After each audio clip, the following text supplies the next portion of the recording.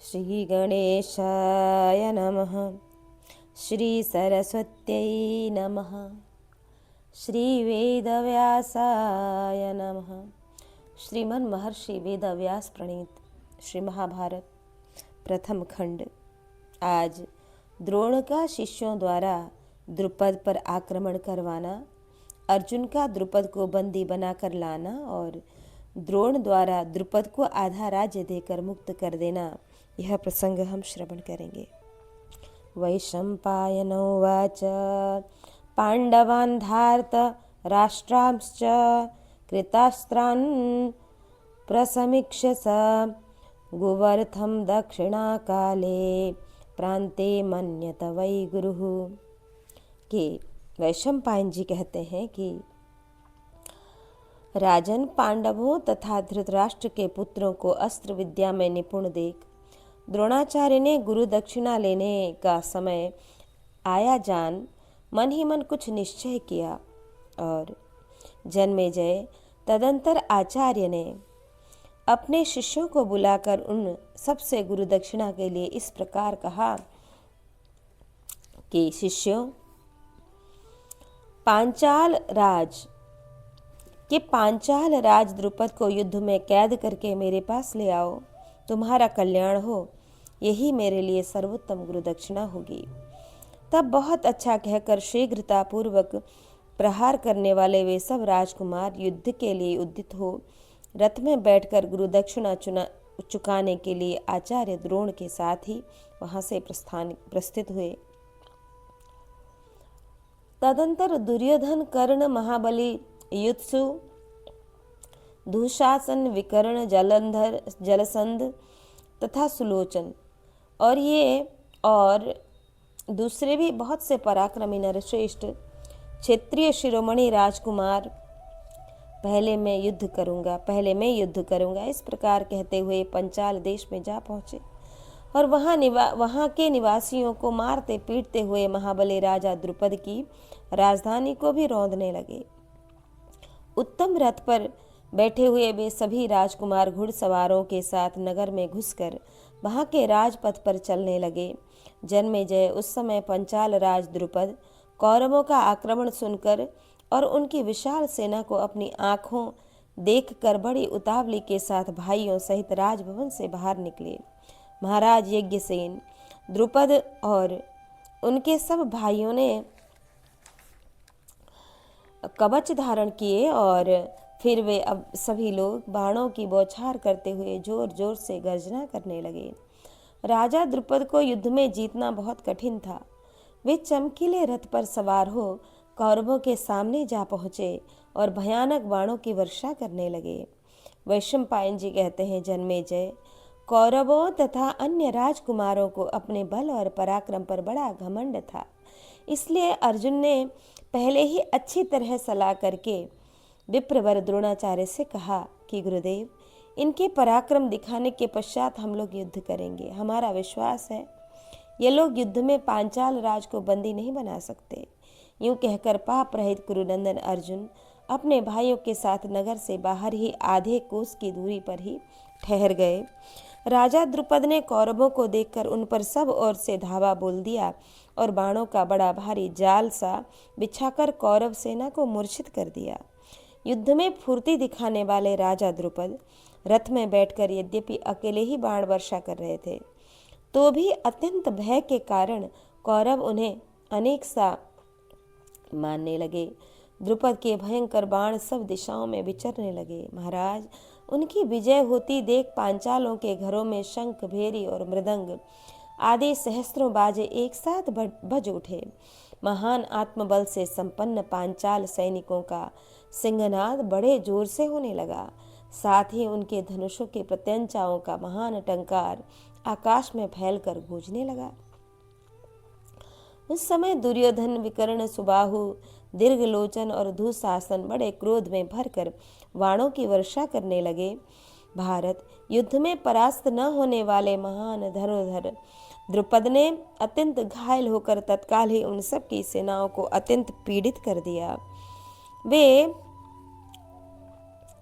अलात चक्र की भांति सब और घूमकर दुर्योधन, विकर्ण, महाबली, कर्ण, अनेक वीर राजकुमार तथा उनकी विविध सेनाओं को बाणों से तृप्त करने लगे। उन्होंने दुशासन को 10, विकर्ण को 20 तथा शकुनी को अत्यंत तीखे 30 मर्मभेदी बाण मारकर घायल कर दिया। तत्पश्चात शत्रुदमन द्रुपद ने कर्ण और दुर्योधन के संपूर्ण अंगों की संधियों में पृथक पृथक 28 बाण मारे।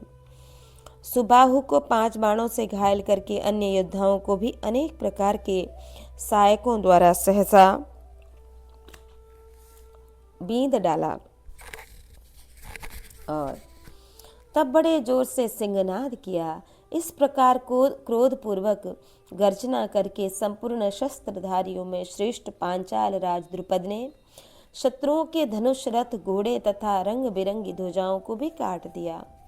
पश्चात सारे पांचाल सैनिक सिंह समूह के समान गर्जना करने लगे।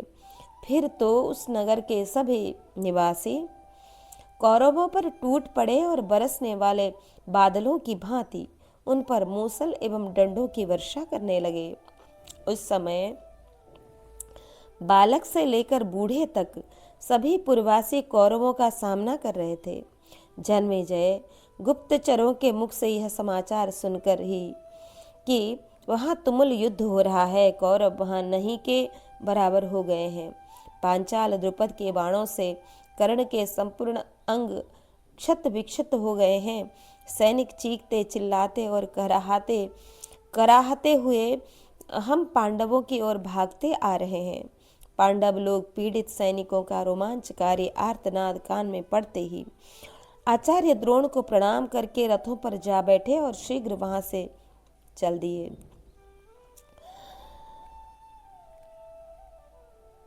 अर्जुन ने पांडुनंदन युधिष्ठिर से यह कहकर रोक दिया कि आप युद्ध न कीजिए। उस समय अर्जुन ने माद्री कुमार नकुल और सहदेव को अपने रथ के पहियों का रक्षक बनाया। भीमसेन सदा गदा हाथ में लेकर सेना के आगे आगे चलते थे। तब शत्रुओं का सिंहनाद सुनकर भाइयों सहित निष्पाप अर्जुन रथ की घरघराहट से संपूर्ण दिशाओं को प्रतिध्वनित करते हुए बड़े वेग से आगे बढ़ने लगे। पांचालों की सेना उत्ताल तरंगों वाले विक्षुब्ध महासागर की भांति गर्जना कर रही थी। महाबाहु भीमसेन दंडपाणी यमराज की भांति उस विशाल सेना में घुस गए, ठीक उसी तरह जैसे समुद्र में मगर प्रवेश करता है। गदाधारी भीम स्वयं हाथियों की सेना पर टूट पड़े। कुंती कुमार भीम युद्ध में कुशल तो थे ही, बाहुबल में भी उनका समान करने वाला कोई दूसरा नहीं था। उन्होंने काल रूप धारण कर गदा की मार से उस गज सेना का संहार आरंभ कर दिया। भीमसेन की गदा के मस्तक फट जाने के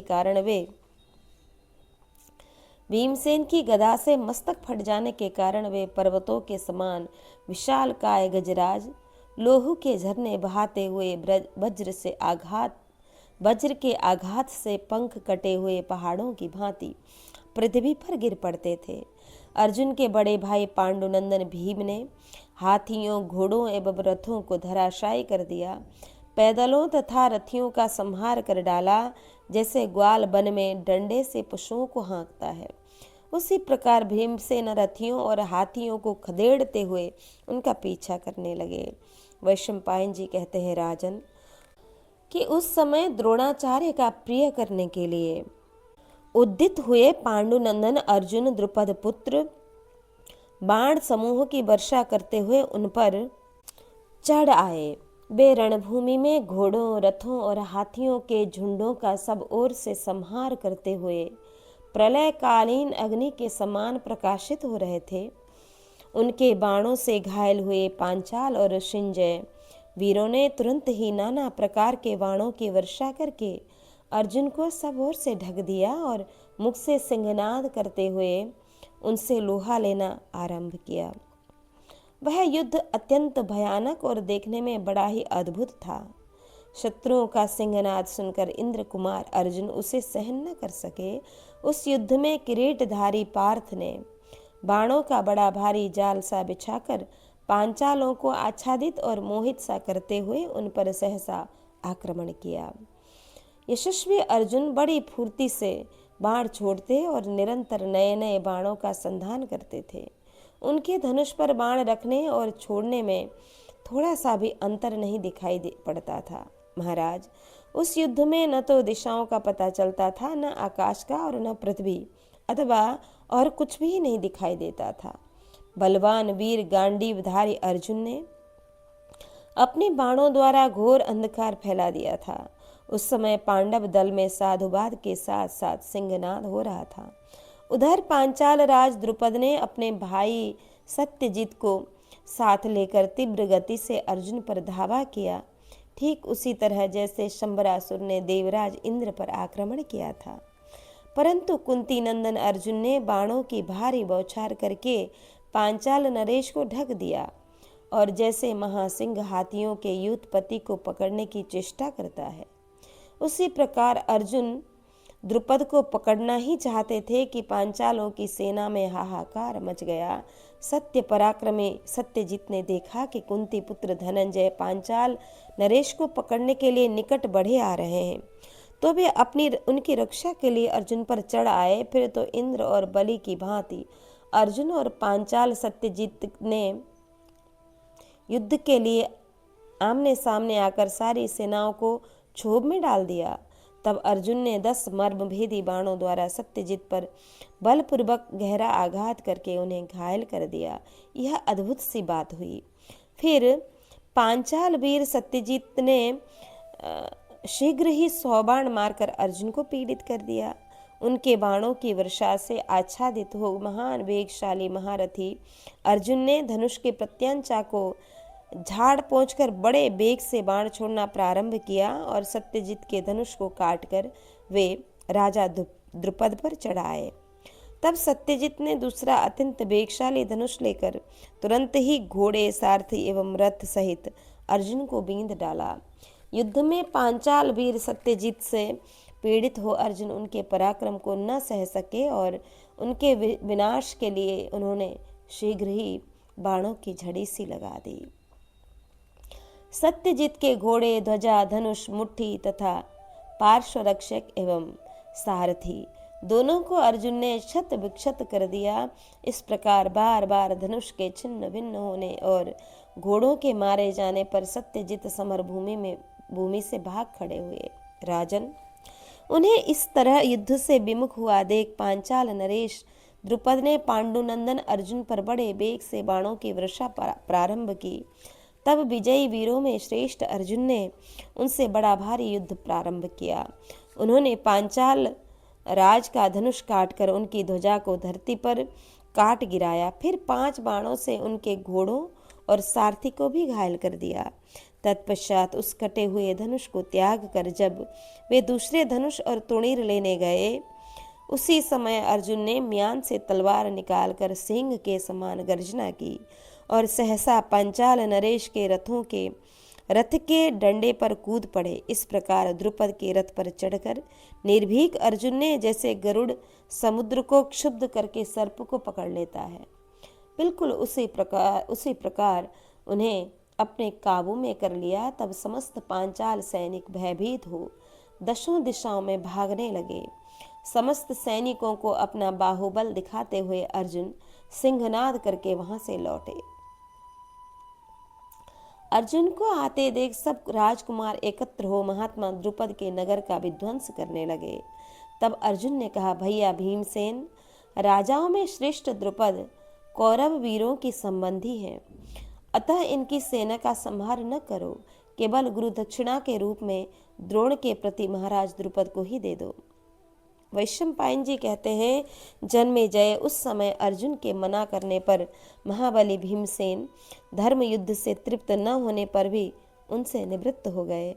भरत श्रेष्ठ जन्मेजय, उन पांडव ने यज्ञसेन द्रुपद को मंत्रियों सहित संग्राम भूमि में बंदी बनाकर द्रोणाचार्य के उपहार के रूप में दे दिया। उनका अभिमान चूर्ण हो गया था, धन छीन लिया गया था और वे पूर्ण रूप से वश में आ चुके थे।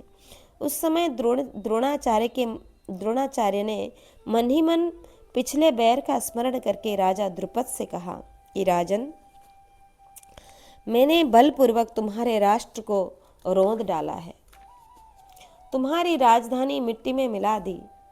अब तुम शत्रु के वश में पड़े हुए जीवन को लेकर यहाँ आए हो, बोलो अब पुरानी मित्रता चाहते हो क्या? यूं कहकर द्रोणाचार्य कुछ हंसे। उसके बाद फिर उनसे इस प्रकार बोले, वीर, प्राणों पर संकट आया जानकर भयभीत न हो, हम क्षमाशील ब्राह्मण हैं। क्षत्रिय शिरोमणे, तुम बचपन के मेरे साथ आश्रम में जो खेले कूदे हो, उससे तुम्हारे ऊपर मेरा स्नेह एवं प्रेम बहुत बढ़ गया है। नरेश्वर, मैं पुनः तुमसे मैत्री के लिए प्रार्थना करता हूँ। राजन, मैं तुम्हें वर देता हूँ, तुम इस राज्य का आधा भाग मुझसे ले लो। यज्ञसेन, तुमने कहा था जो राजा नहीं है वह राजा का मित्र नहीं हो सकता, इसलिए मैंने तुम्हारा राज्य लेने का प्रयत्न किया। गंगा के दक्षिण प्रदेश के तुम राजा हो और उत्तर के भूभाग का राजा मैं हूँ। पांचाल, अब यदि उचित समझो तो मुझे अपना मित्र मानो। द्रुपद ने कहा, ब्राह्मण, आप जैसे पराक्रमी महात्माओं में ऐसी उदारता होना आश्चर्य की बात नहीं है। मैं आपसे बहुत प्रसन्न हूँ और आपके साथ सदा बनी रहने वाली मैत्री एवं प्रेम चाहता हूँ। वैशंपायन जी कहते हैं, भारत। द्रुपद के यूं कहने पर द्रोणाचार्य ने उन्हें छोड़ दिया और प्रसन्न चित्त हो उनका आदर सत्कार करके उन्हें आधा राज्य दे दिया। तदंतर राजा द्रुपद दीनतापूर्ण हृदय से गंगा तटवर्ती अनेक जनपदों से युक्त माकंदीपुर में तथा नगरों में श्रेष्ठ कापिल्य नगर में निवास एवं चर्मण्वती नदी के दक्षिण तटवर्ती पांचाल देश का शासन करने लगे। इस प्रकार द्रोणाचार्य ने द्रुपद को परास्त करके पुनः उनकी रक्षा की। द्रुपद को अपने छात्र बल के द्वारा द्रोणाचार्य की पराजय नहीं दिखाई दी। वे अपने को ब्राह्मण बल से हीन जानकर द्रोणाचार्य जी को पराजित करने के लिए शक्तिशाली पुत्र प्राप्त करने की इच्छा से पृथ्वी पर विचरने लगे। इधर द्रोणाचार्य ने उत्तर पांचालवर्ती अहिच्छित्र नामक राज्य को अपने अधिकार में कर लिया। राजन, इस प्रकार अनेक जनपदों से संपन्न अहिच्छत्रा नामबली नगरी को युद्ध में जीतकर अर्जुन ने द्रोणाचार्य को गुरु दक्षिणा में दे दिया था। इस प्रकार श्री महाभारत आदि पर्व के अंतर्गत संभव पर्व में द्रुपद पर द्रोण के शासन का वर्णन करने वाला 137वां अध्याय यहाँ पूर्ण हुआ। अब हम 138वां अध्याय अष्टात्रिंशदधिकशततमोऽध्याय, यहाँ श्री युधिष्ठिर जी का युवराज पद पर अभिषेक और पांडवों के शौर्य कीर्ति और बल के विस्तार से धृतराष्ट्र को चिंता, यह प्रसंग हम श्रवण करेंगे। वैशंपायन जी कहते हैं कि ततः संवत्सरस्यान्ते योवराज्याय पार्थिव स्थापितो धृतराष्ट्रेण पांडुपुत्रो युधिष्ठिरः। कि वैशंपायन जी ने कहा, राजन, तदंतर 1 वर्ष बीतने पर धृतराष्ट्र ने पांडुपुत्र युधिष्ठिर को धृति, स्थिरता, सहिष्णुता, दयालुता, सरलता तथा अविचल सौहार्द आदि सद्गुणों के कारण पालन करने योग्य प्रजा पर अनुग्रह करने के लिए युवराज पद पर अभिषिक्त कर दिया। इसके बाद थोड़े ही दिनों में कुंती कुमार युधिष्ठिर ने अपने शील, उत्तम स्वभाव और वृत्त, सदाचार एवं सद्व्यवहार तथा समाधि, मनोयोग पूर्वक प्रजा पालन की प्रवृत्ति के द्वारा अपने पिता महाराज पांडु की कीर्ति को ढक दिया। पांडुनंदन भीमसेन बलराम जी से नित्य प्रति खड्ग युद्ध, गदा युद्ध तथा रथ युद्ध की शिक्षा लेने लगे। शिक्षा समाप्त होने पर भीमसेन बल में राजा द्युमत सेन के समान हो गए और पराक्रम से संपन्न हो अपने भाइयों के अनुकूल रहने लगे। अर्जुन अत्यंत दृढ़ता पूर्वक मुट्ठी से धनुष को पकड़ने में, हाथों की फुर्ती में और लक्ष्य को बींधने में बड़े चतुर निकले। वे क्षूर, नाराज, भल्ल और विपाठ नामक ऋजु, वक्र और विशाल शस्त्रों के संचालक का गूढ़ तत्व अच्छी तरह जानते और उनका सफलतापूर्वक प्रयोग कर सकते थे। इसलिए द्रोणाचार्य को यह दृढ़ विश्वास हो गया था कि फुर्ती और सफाई में अर्जुन के समान कोई योद्धा इस जगत में नहीं है। एक दिन द्रोण ने कौरवों की भरी सभा में निद्रा को जीतने वाले अर्जुन से कहा, भारत मेरे गुरु अग्निवेश नाम से विख्यात हैं। उन्होंने पूर्व काल में महर्षि अगस्त्य से धनुर्वेद की शिक्षा प्राप्त की थी। मैं उन्हीं महात्मा अग्निवेश का शिष्य हूँ। एक पात्र गुरु से दूसरे सुयोग्य शिष्य को इसकी प्राप्ति कराने के उद्देश्य से सर्वथा उद्यत होकर मैंने तुम्हें यह ब्रह्मास्त्र नामक शस्त्र प्रदान किया, जो मुझे बड़ी तपस्या से मिला था। वह अमोघ अस्त्र वज्र के समान प्रकाशमान है। उसमें समूची पृथ्वी को भी भस्म कर डालने की शक्ति है। मुझे वह अस्त्र देते समय गुरु अग्निवेश जी ने कहा था, शक्तिशाली भारद्वाज, तुम यह अस्त्र मनुष्य पर न चलाना। मनुष्यतर प्राणियों में भी जो अल्प वीर्य हो, उन पर भी इस अस्त्र को न छोड़ना। वीर अर्जुन, इस दिव्य अस्त्र को तुमने मुझसे पा लिया है, दूसरा कोई इसे नहीं प्राप्त कर सकता। राजकुमार, इस अस्त्र के संबंध में मुनि के बताए हुए इस नियम का तुम्हें भी पालन करना चाहिए।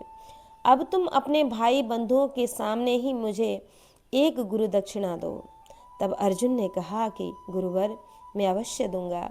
उनके यूं कहने पर गुरु द्रोण बोले कि निष्पाप अर्जुन, यदि युद्ध भूमि में मैं भी तुम्हारे विरुद्ध लड़ने को आऊं तो तुम अवश्य मेरा सामना करना। यह सुनकर कुरुश्रेष्ठ अर्जुन ने बहुत अच्छा कहते हुए उनकी इस आज्ञा का पालन करने की प्रतिज्ञा की और गुरु के दोनों चरण पकड़कर उन्होंने सर्वोत्तम उपदेश प्राप्त किया। इस प्रकार समुद्र पर्यंत पृथ्वी पर सब और अपने आप ही यह बात फैल गई कि संसार में अर्जुन के समान दूसरा कोई धनुर्धर नहीं है। पांडुनंदन धनंजय गदा, खड्ग, रथ तथा धनुष द्वारा युद्ध करने की कला में पारंगत हुए। सहदेव भी उसी समय द्रोण के रूप में अवतीर्ण देवताओं के आचार्य बृहस्पति से संपूर्ण नीति शास्त्र की शिक्षा पाकर नीतिमान हो अपने भाइयों के अधीन अनुकूल होकर रहते थे। नकुल ने भी द्रोणाचार्य से ही अस्त्र शस्त्रों की शिक्षा पाई थी। वे अपने भाइयों को बहुत ही प्रिय थे और वे विचित्र प्रकार से युद्ध करने में उनकी बड़ी ख्याति थी। वे अतिरथी वीर कहे जाते थे। सौबीर देश का राजा, जो गंधर्वों के उपद्रव करने पर भी लगातार 3 वर्षों तक बिना किसी विघ्न बाधा के यज्ञों का अनुष्ठान करता रहा, युद्ध में अर्जुन आदि पांडवों के हाथों मारा गया।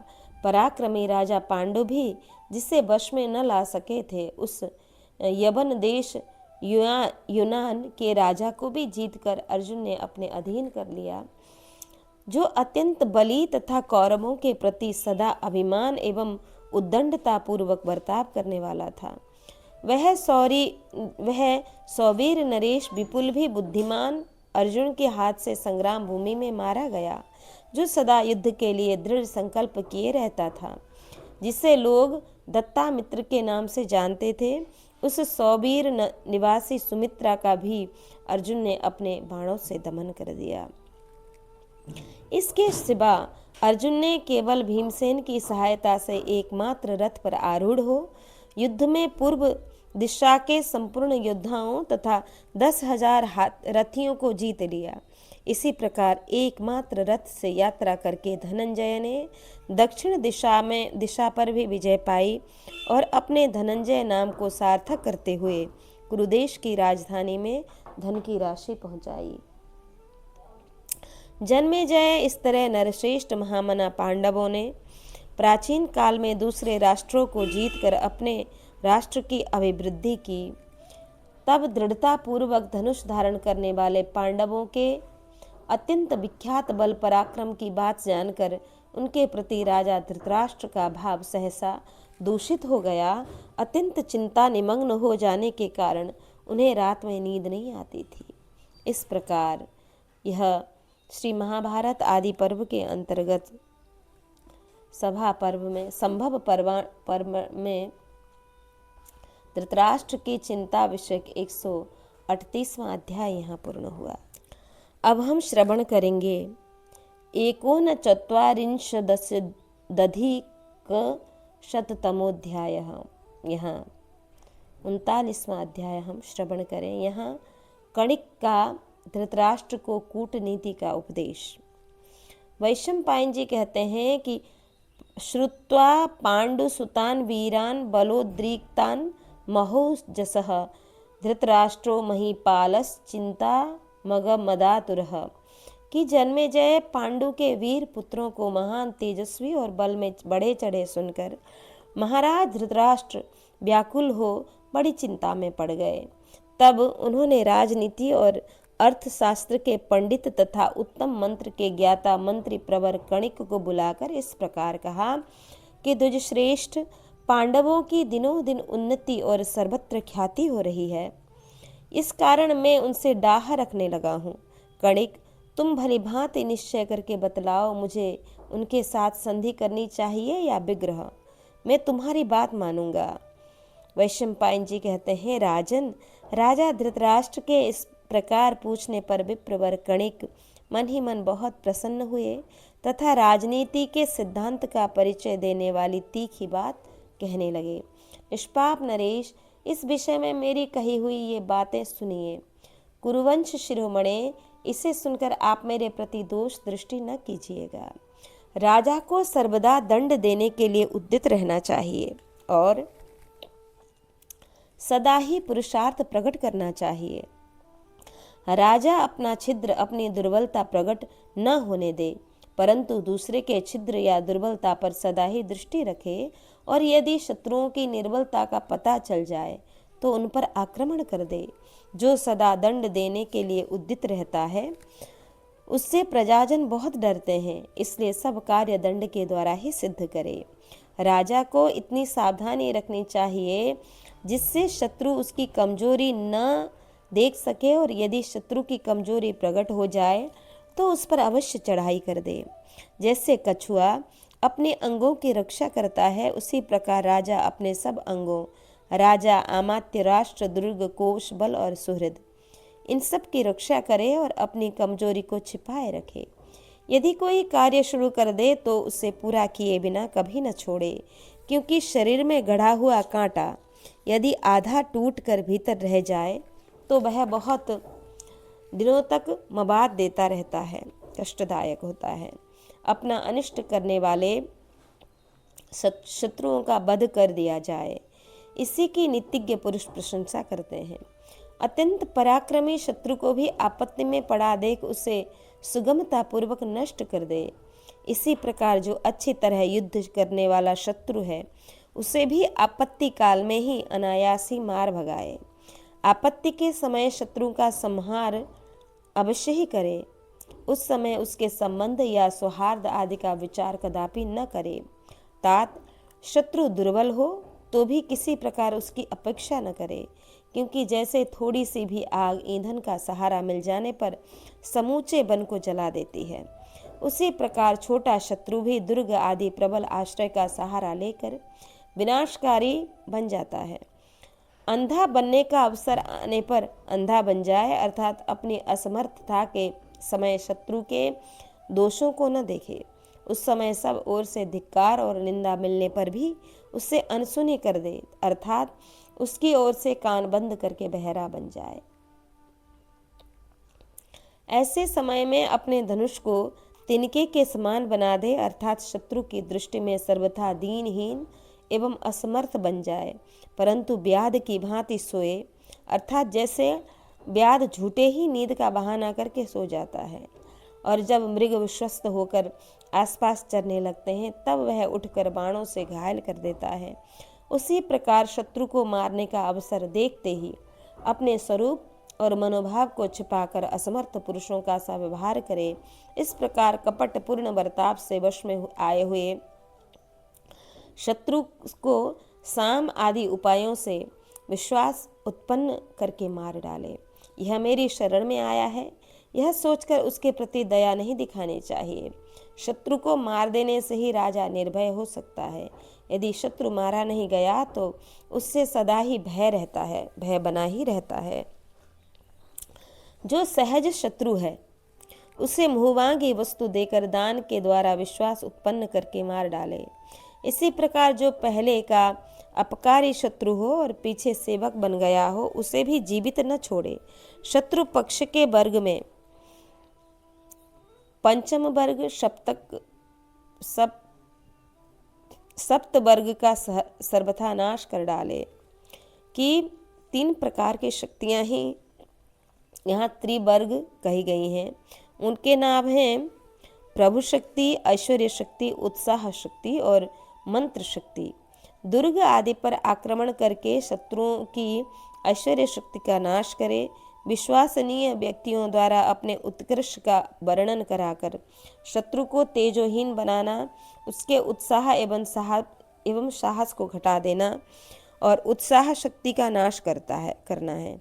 गुप्तचरों द्वारा उनकी गुप्त मंत्रणा को प्रकट कर देना ही मंत्र शक्ति का नाश करना है। और अमात्य, राष्ट्र, दुर्ग, कोश और सेना, ये 5 प्रकार की ही पंचवर्ग हैं। और साम, दाम, भेद, दंड, उद्बंधन, विष प्रयोग और आग लगाना शत्रु को वश में करने या दबाने के ये 7 साधन ही सप्तवर्ग हैं।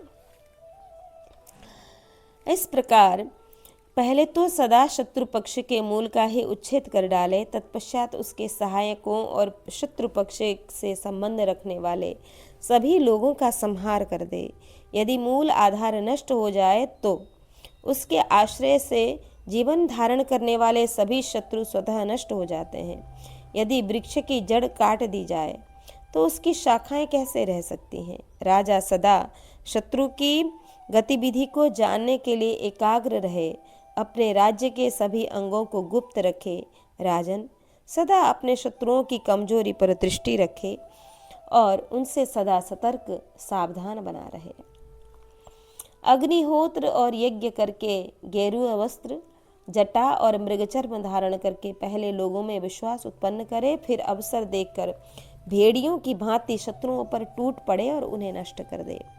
कार्य सिद्धि के लिए शौच, सदाचार आदि का पालन एवं एक प्रकार का अंकुश लोगों को आकृष्ट करने का साधन बताया गया।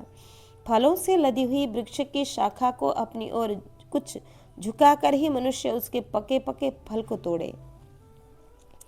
लोक में विद्वान पुरुषों का यह सारा आयोजन ही अभिष्ट फल की सिद्धि को लिए देता है। जब तक समय बदलकर अपने अनुकूल न हो जाए तब तक शत्रु को कंधे पर बिठाकर ढोना पड़े तो ढोए भी, परंतु जब अपने अनुकूल समय आ जाए तब उसे उसी प्रकार नष्ट कर दे जैसे घड़े को पत्थर पर पटक कर फोड़ डालते हैं। शत्रु बहुत दीनतापूर्ण वचन बोले तो भी उसे जीवित नहीं छोड़ना चाहिए, उस पर दया नहीं करनी चाहिए। अपकारी शत्रु को मार ही डालना चाहिए। साम अथवा दान तथा भेद एवं दंड सभी उपायों द्वारा शत्रु को मार डाले, उसे उसी वक्त मिटा दे।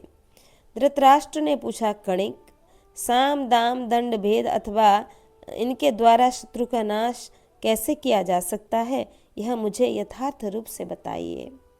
तब कणिक ने कहा कि महाराज, इस विषय में नीति शास्त्र के तत्व को जानने वाले एक वनवासी गीदड़ का प्राचीन वृत्तांत सुनाता हूँ, सुनिए। एक वन में कोई बड़ा बुद्धिमान और स्वार्थ साधने में कुशल गीदड़ अपने 4 मित्रों बाघ, चूहा, भेड़िया और नेवले के साथ निवास करता था। एक दिन उन सब ने हरिणों के एक सरदार को देखा जो बड़ा बलवान था। वे सब उसे पकड़ने में सफल न हो सके, अतः सब ने मिलकर यह सलाह की कि गीदड़ ने कहा, भाई बाघ, तुमने वन में इस हरिण को मारने के लिए कई बार यत्न किया, परंतु यह बड़े वेग से दौड़ने वाला जवान और बुद्धिमान है, इसलिए पकड़ने में नहीं आता। मेरी राय है कि जब यह हरिण सो रहा हो उस समय यह चूहा उनके दोनों पैरों को काट खाए, फिर कटे हुए पैरों से यह उतना तेज नहीं दौड़ सकता। उस अवस्था में बाघ उसे पकड़ ले, फिर तो हम सब लोग प्रसन्न चित्त होकर उसे खाएंगे। गीदड़ की यह बात सुनकर सबने सावधान होकर वैसा ही किया। चूहे के द्वारा काटे हुए पैरों से लड़खड़ाते हुए मृग को बाघ ने तत्काल ही मार डाला। पृथ्वी पर हरिण के शरीर को निश्चिष्ट पड़ा देख गीदड़ ने कहा, आप लोगों का भला हो, स्नान करके आइए, तब तक मैं इसकी रखवाली करता हूँ। गीदड़ के कहने से बाघ आदि सब साथी नदी में नहाने के लिए चले गए। इधर वह गीदड़ किसी चिंता में निमग्न हो वहीं खड़ा रहा। इतने में ही महाबली बाघ स्नान करके सबसे पहले लौट आया। आने पर उसने देखा गीदड़ का चित्त चिंता से व्याकुल हो रहा है। तब बाघ ने पूछा, महामते, क्यों सोच में पड़े हो? हम लोगों में तुम ही तो सबसे बड़े बुद्धिमान हो। आज इस हरिण का मांस खाकर हम लोग मौत से घूमे फिरेंगे। गीदड़ बोला कि महाबाहो, चूहे ने तुम्हारे विषय में जो बात कही है उसे तुम मुझसे सुनो। वह कहता था, मृगों के राजा बाघ के बल को तो बड़ा धिक्कार है। आज इस मृग को तो मैंने मारा है। मेरे बाहुबल का आश्रय लेकर आज वह अपनी भूख बुझाएगा। उसने इस प्रकार गरज गरज कर घमंड भरी बातें कही हैं, अतः उसकी सहायता से प्राप्त हुए इस भोजन को ग्रहण करना मुझे अच्छा नहीं लगता। बाघ ने कहा, यदि वह ऐसी बात कहता है तब तो उसने इस समय मेरी आंखें खोल दी, मुझे सचेत कर दिया। आज से मैं अपनी ही बाहुबल के भरोसे वन जंतुओं का वध किया करूंगा और उन्हीं का मांस खाऊंगा। यूं कहकर बाघ वन में चला गया। उसी समय चूहा भी नहा धोकर वहां आ पहुंचा। उसे आया देखकर गीदड़ ने कहा, गीदड़ बोला, भाई चूहा, तुम्हारा भला हो। नेवले ने यहाँ जो बात कही है उससे सुनो। वह कहता था कि बाघ के काटने से इस हरिण का मांस जहरीला हो गया है। मैं तो इसे खाऊंगा नहीं, क्योंकि यह मुझे पसंद नहीं है। यदि तुम्हारी अनुमति हो तो मैं चूहे को ही खा लूं। यह बात सुनकर चूहा अत्यंत भयभीत होकर बिल में घुस गया। राजन, तत्पश्चात भेड़िया भी स्नान करके वहां आ पहुंचा। उसके आने पर गीदड़ ने इस प्रकार कहा, भेड़िया भाई, आज बाघ तुम पर बहुत नाराज हो गया है, अतः तुम्हारी खैर नहीं। वह अभी बाघिन को साथ लेकर यहाँ आ रहा है, इसलिए अब तुम्हें जो उचित जान पड़े वह करो। गीदड़ के इस प्रकार कहने पर कच्चा मांस खाने वाला वह भेड़िया दुम दबाकर भाग गया। इतने में ही नेवला भी वहां आ पहुंचा। महाराज, उस नेवले से गीदड़ ने वन में इस प्रकार कहा, ओ नेवले, मैंने अपने बाहुबल का आश्रय ले उन सबको परास्त कर दिया है। वे हार मानकर अन्यत्र चले गए। यदि तुझ में हिम्मत हो तो पहले मुझसे लड़ ले, फिर इच्छानुसार मांस खाना। नेवले ने कहा, जब बाघ, भेड़िया और बुद्धिमान चूहा ये सभी वीर तुमसे परास्त हो गए, तब तो तुम वीर शिरोमणि हो। मैं भी तुम्हारे साथ युद्ध नहीं कर सकता। यूं कहकर नेवला भी वहां से चला गया। कणिक कहते हैं कि इस प्रकार उन सब के चले जाने पर अपनी युक्ति में सफल हो जाने के कारण गीदड़ का हृदय हर्ष से खिल उठा। तब उसने अकेले ही वह मांस खाया। राजन, ऐसा ही आचरण करने वाला राजा सदा सुख से रहता है और उन्नति को प्राप्त होता है। डरपोक को भय दिखाकर फोड़ ले तथा जो अपने से शूरवीर हो उसे हाथ जोड़कर वश में करे।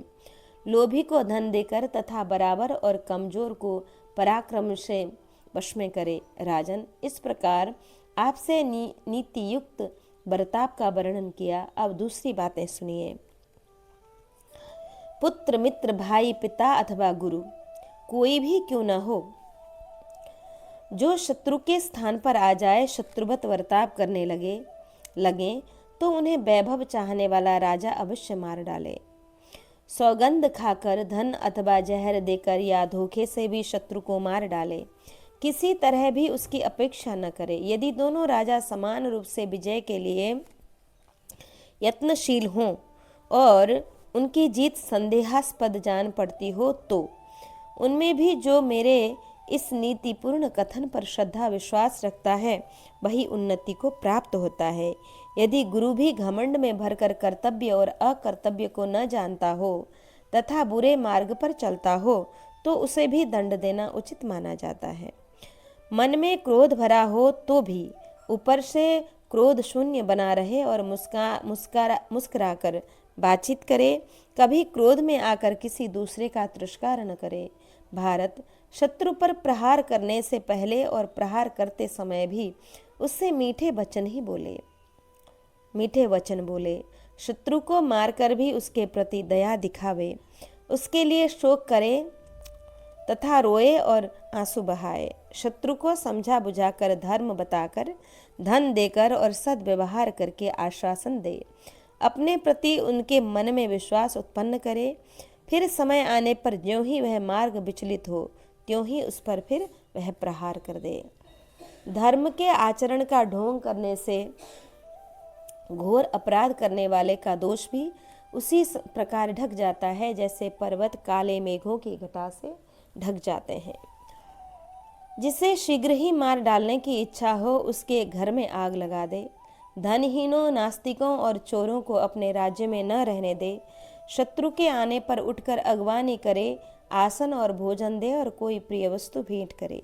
ऐसे वर्तावों से अपने प्रति जिसका पूर्ण विश्वास हो गया हो उसे भी अपने लाभ के लिए मारने में संकोच न करे।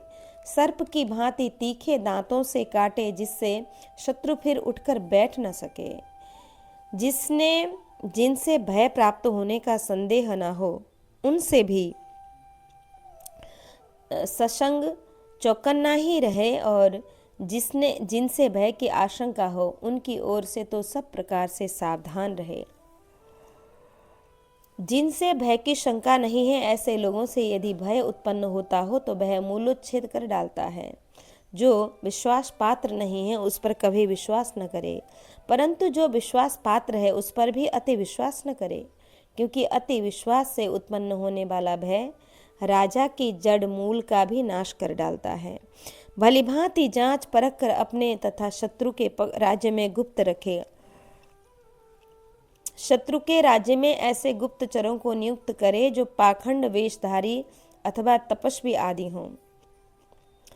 उद्यान, घूमने फिरने के स्थान, देवालय, मद्यपानों के अड्डे, गली या सड़क, संपूर्ण तीर्थ स्थान, चौराहे, कुएं, पर्वत, वन, नदी तथा जहाँ मनुष्य की भीड़ इकट्ठी होती हो उन सभी स्थानों में अपने गुप्तचरों को घुमाता रहे। राजा बातचीत में अत्यंत विनयशील हो परंतु हृदय छुरे के समान तीखा बनाए रखे।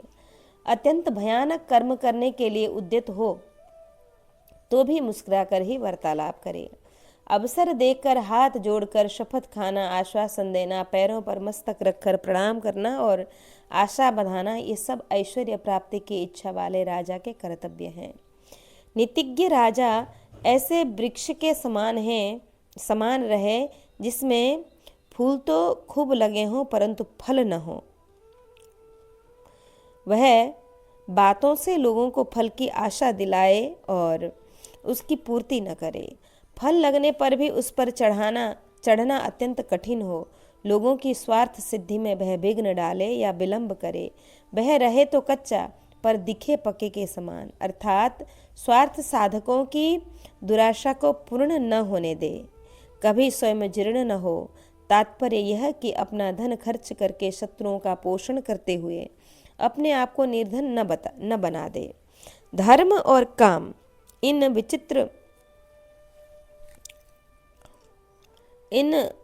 त्रिविध पुरुषार्थों के सेवन में 3 प्रकार की बाधा अड़चन उपस्थित है।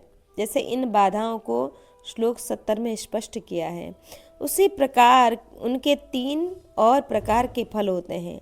धर्म का फल है अर्थ एवं काम का अर्थात भोग की प्राप्ति। अर्थ का फल है धर्म का सेवन एवं भोग की प्राप्ति और काम अर्थात भोग का फल है इंद्रिय तृप्ति। इन तीनों प्रकार के फलों को शुभ वर्णीय जानना चाहिए, परंतु उक्त तीनों प्रकार की बाधाओं से यत्नपूर्वक बचना चाहिए। त्रिविध पुरुषार्थों का सेवन इस प्रकार चाहिए कि तीनों एक दूसरे के बाधक न हो, अर्थात जीवन में तीनों का सामंजस्य ही दायक है। धर्म का अनुष्ठान करने वाले धर्मात्मा पुरुष के धर्म में काम और अर्थ, इन दोनों के द्वारा प्राप्त होने वाली पीड़ा बाधा पहुंचाती है। इसी प्रकार अर्थलोभ के धर्म में और अत्यंत भोगासक्त के काम में भी शेष दो वर्गों द्वारा प्राप्त होने वाली पीड़ा बाधा उपस्थित करती है। राजा अपने हृदय से अहंकार को निकाल दे, चित्त को एकाग्र रखे, सबसे मधुर बोले, दूसरे के दोष प्रकाशित न करे, सब विषयों पर दृष्टि रखे और शुद्ध चित्त हो, द्विजों के साथ बैठकर मंत्रणा करे। राजा यदि संकट में हो तो कोमल या भयंकर जिस किसी भी कर्म के द्वारा उस दुर्वस्था से अपना उद्धार करे, फिर समर्थ होने पर धर्म का आचरण करे। कष्ट सहे बिना मनुष्य कल्याण का दर्शन नहीं करता। प्राण संकट में पड़कर यदि वह पुनः जीवित रह जाता है तो अपना भला देखता है। जिसकी बुद्धि संकट में पड़कर शोकाभिभूत हो जाए, उसे भूतकाल की बातें कि राजा नल तथा श्री रामचंद्र जी आदि के जीवन का वृत्तांत सुनाकर सांत्वना दे। जिसकी बुद्धि अच्छी नहीं है, उसे भविष्य में लाभ की आशा दिलाकर तथा विद्वान पुरुष को तत्काल ही धन आदि देकर शांत करे।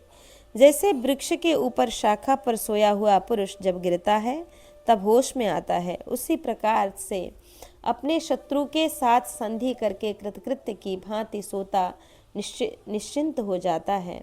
वह शत्रु से धोखा खाने पर सचेत होता है।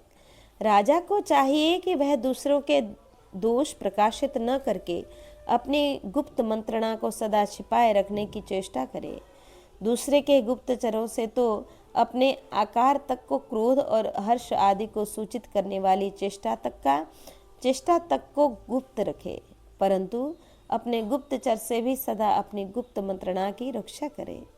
राजा मछली मारों की भांति दूसरों के मर्म विदर्ण किए बिना, अत्यंत क्रूर कर्म किए बिना तथा बहुतों के प्राण लिए बिना बड़ी भारी सम्मति नहीं पाता।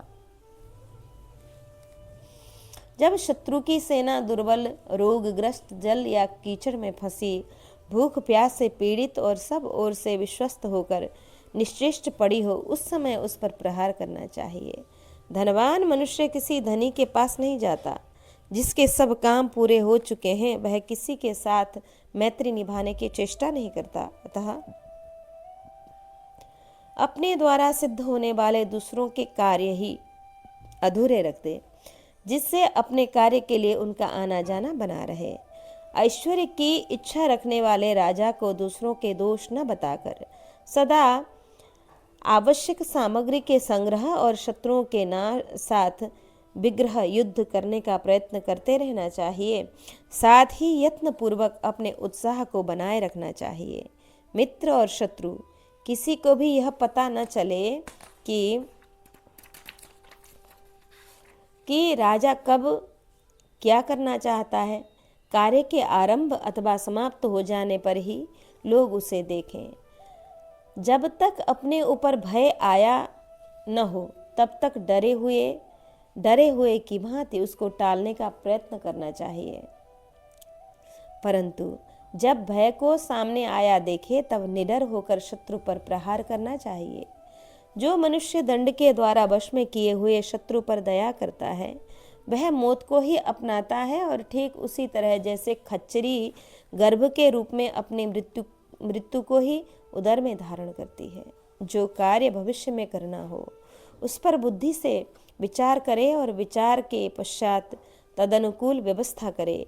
इसी प्रकार जो कार्य सामने उपस्थित हो उसे भी बुद्धि से विचार कर ही करे। बुद्धि से निश्चय किए बिना किसी भी कार्य का उद्देश्य का परित्याग न करे। ऐश्वर्य की इच्छा रखने वाले राजा को देश और काल का विभाग करके ही यत्नपूर्वक उत्साह एवं उद्यम करना चाहिए। इसी प्रकार देश काल के विभाग पूर्वक ही प्रारब्ध कर्म तथा धर्म, अर्थ और काम का सेवन करना चाहिए। देश और काल को ही मंगल के प्रधान हेतु समझना चाहिए।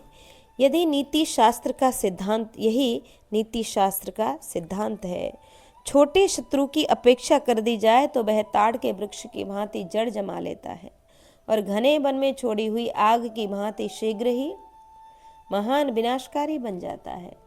जो मनुष्य थोड़ी सी अग्नि की भांति अपने आप को सहायक सामग्रियों द्वारा धीरे धीरे प्रज्वलित या समृद्ध करता रहता है, वह एक दिन बहुत बड़ा होकर शत्रु रूपी ईंधन की बहुत बड़ी राशि को भी अपना ग्रास बना लेता है। यदि किसी को किसी बात की आशा दे तो उसे शीघ्र पूरी न करके दीर्घ काल तक लटकाए रखे, तब उसे पूर्ण करने का समय आए तब उसमें कोई विघ्न डाल दे और इस प्रकार समय की अवधि को बढ़ा दे। उस विघ्न के पड़ने में कोई उपयुक्त कारण बता दे और उस कारण को भी युक्तियों से सिद्ध कर दे। लोहे का बना हुआ छुरा शान पर चढ़ाकर तेज किया जाता है और चमड़े के संपुट में छिपा कर रखा जाता है, तो वह समय आने पर सिर आदि अंगों का समस्त बालों को काट देता है। उसी प्रकार राजा अनुकूल अवसर की अपेक्षा रखकर अपने मनोभाव को छिपाए हुए अनुकूल साधनों का संग्रह करता रहे और छुरे की तरह तीक्ष्ण या निर्दयी होकर शत्रुओं के प्राण ले ले, उनका मूलोच्छेदन कर डाले। कुरुश्रेष्ठ, आप भी इसी नीति का अनुसरण करके पांडवों तथा दूसरे लोगों के साथ यथोचित बर्ताव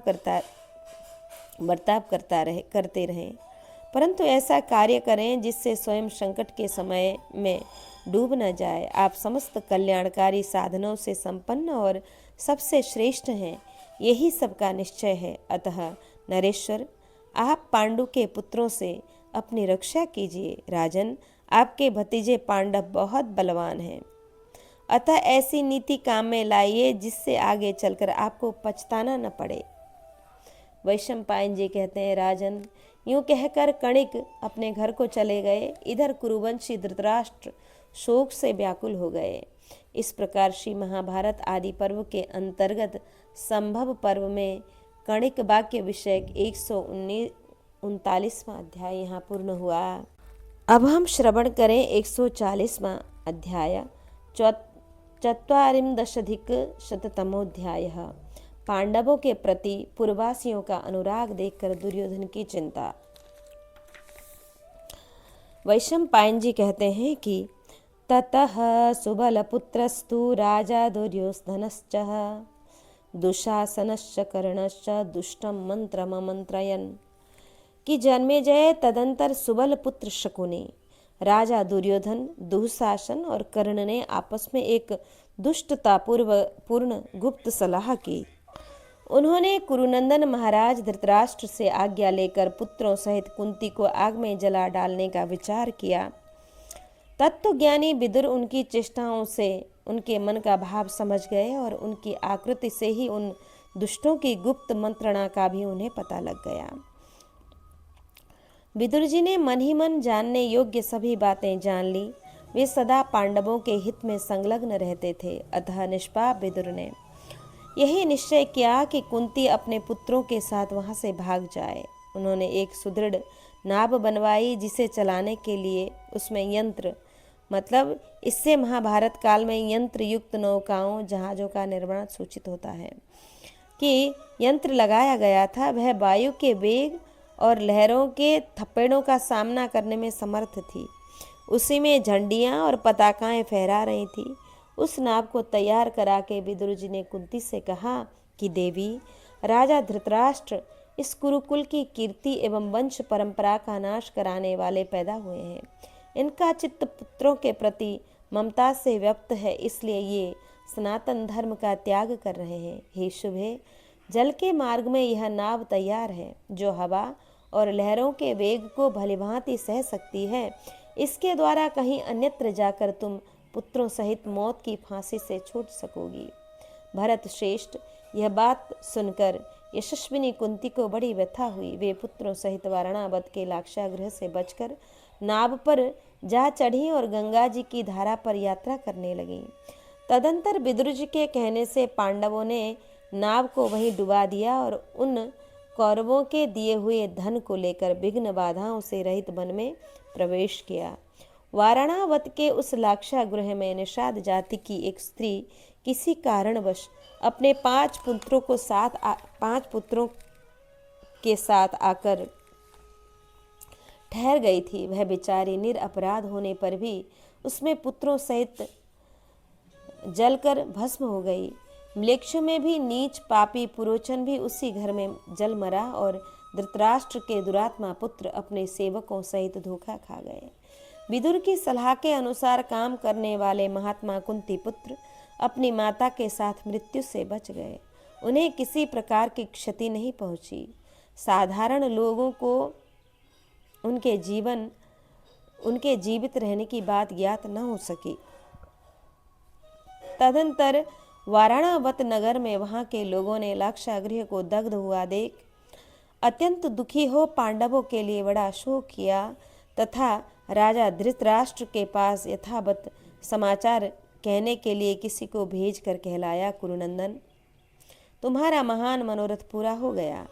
पांडवों को तुमने जला दिया, अब तुम कृतार्थ हो जाओ और पुत्रों के साथ राज्य भोगो। यह सुनकर पुत्र सहित धृतराष्ट्र शोकमग्न हो गए। उन्होंने विदुर जी ने तथा कुरुकुल शिरोमणि भीष्म ने भी भाई बंधुओं के साथ पुत्तल विधि से पांडवों के प्रेत कार्य, दाह और श्राद्ध आदि सारे संपन्न कर दिए। जन्मेजय बोले, विप्रवर, मैं लाक्षागृह के जलने और पांडवों के उससे बच जाने का वृत्तांत पुनः विस्तार से सुनना चाहता हूँ। क्रूर कणिक के उपदेश से किया हुआ कौरवों का यह कर्म अत्यंत निर्दयतापूर्ण था। आप उसका ठीक ठीक वर्णन कीजिए, मुझे यह सब सुनने के लिए बड़ी उत्कंठा हो रही है। तब वैशंपायन जी कहते हैं कि जन्मेजय, शत्रुओं को संताप देने वाले नरेश, मैं लाक्षागृह के जलने और पांडवों के उससे बच जाने का वृत्तांत विस्तार पूर्वक कहता हूँ, उसे सुनो। भीमसेन को सबसे अधिक बलवान और अर्जुन को अस्त्र विद्या में सबसे श्रेष्ठ देखकर दुर्योधन सदा संतप्त होता रहता था। उसके मन में बड़ा दुख था। तब सूर्यपुत्र कर्ण और सुबल कुमार शकुनी आदि अनेक उपायों से पांडवों को मार डालने की इच्छा करने लगे। पांडवों ने भी जब जैसा संकट आया सबका निवारण किया और विदुर जी की सलाह मानकर वे कौरवों के षड्यंत्र का कभी भंडाफोड़ नहीं करते थे। भारत उन दिनों पांडवों को सर्वगुण संपन्न देख नगर के निवासी भरी सभाओं में उनके सद्गुणों की प्रशंसा करते थे। वे जहाँ कहीं चौराहों पर और सभाओं में इकट्ठे होते, वहीं पांडु के ज्येष्ठ पुत्र युधिष्ठिर को राज्य प्राप्ति के योग्य बताते थे। वे कहते, प्रज्ञा चक्षु महाराज धृतराष्ट्र नेत्रहीन होने के कारण जब पहले ही राज्य न पा सके, तब अब कैसे राजा हो सकते हैं। महान व्रत का पालन करने वाले शांतनु नंदन भीष्म तो सत्य प्रतिज्ञ है। वे पहले से ही राज्य ठुकरा चुके हैं, अतः अब उसे कदापि ग्रहण न करेंगे। पांडवों के बड़े भाई युधिष्ठिर यद्यपि सभी तरुण हैं, तो भी उनका शील स्वभाव वृद्धों के समान है और वे सत्यवादी, दयालु और वेदवेत्ता है। अतः अब हम लोग उन्हीं का विधिपूर्वक राज्याभिषेक करें। महाराज युधिष्ठिर बड़े धर्मात्मा हैं, धर्मज्ञ हैं। वे शंतनु नंदन भीष्म तथा पुत्रों सहित धृतराष्ट्र का आदर करते हुए उन्हें नाना प्रकार के भोगों से संपन्न रखेंगे। युधिष्ठिर में अनुरक्त हो उपर्युक्त उद्गार प्रकट करने वाले लोगों की बातें सुनकर खोटी बुद्धि वाला दुर्योधन भीतर ही भीतर जलने लगा। इस प्रकार संतप्त हुआ वह दुष्टात्मा लोगों की बातों को सहन न कर सका। वह ईर्ष्या की आग से जलता हुआ धृतराष्ट्र के पास आया। वहां अपने पिता को अकेला पाकर पूर्ववासियों के युधिष्ठिर विषयक अनुराग से दुखी हुए दुर्योधन ने पहले पिता के प्रति आदर प्रदर्शित किया। तत्पश्चात इस प्रकार कहने लगा कि पिताजी, मैंने परस्पर वार्तालाप करते हुए पूर्ववासियों के मुख से बड़ी अशुभ बातें सुनी हैं। वे आपका और भीष्म जी का अनादर करके पांडुनंदन युधिष्ठिर को राजा बनाना चाहते हैं। भीष्म जी तो इस बात को मान लेंगे, क्योंकि वे स्वयं राज्य भोगना नहीं चाहते, परंतु नगर के लोग हमारे लिए बहुत बड़े कष्ट का आयोजन करना चाहते हैं। पांडु ने अपने सद्गुणों के कारण पिता से राज्य प्राप्त कर लिया और आप अंधे होने के कारण अधिकार प्राप्त राज्य को भी न पा सके। यदि ये पांडु कुमार युधिष्ठिर पांडु के राज्य को, जिसका उत्तराधिकारी पुत्र ही होता है, प्राप्त कर लेते हैं, तो निश्चय ही उनके बाद उनका पुत्र ही इस राज्य का अधिकारी होगा और उसके बाद पुनः उसी की पुत्र परंपरा में दूसरे लोग इसके अधिकारी होते जाएंगे। महाराज, ऐसी दशा में हम लोग अपने पुत्रों सहित राज परंपरा से वंचित होने के कारण सब लोगों की अवहेलना के पात्र बन जाएंगे। राजन, आप कोई ऐसी नीति काम में लाइए जिससे हमें दूसरे के दिए हुए अन्न से गुजारा करके सदा नरकतुल्य कष्ट न भोगना पड़े। राजन, यदि पहले ही आपने यह राज्य पा लिया होता तो आज हम अवश्य ही इसे प्राप्त कर लेते, फिर तो लोगों का कोई वश ही नहीं चलता। इस प्रकार श्री महाभारत आदि पर्व के अंतर्गत जतुगृह पर्व में दुर्योधन की ईर्ष्या विषयक 140वां अध्याय यहाँ पूर्ण हुआ। आज हम इस प्रसंग को यहाँ विश्राम लेते हैं। श्री कृष्ण चरणार्पण नमस्तु। ये श्री ठाकुर जी के चरणों में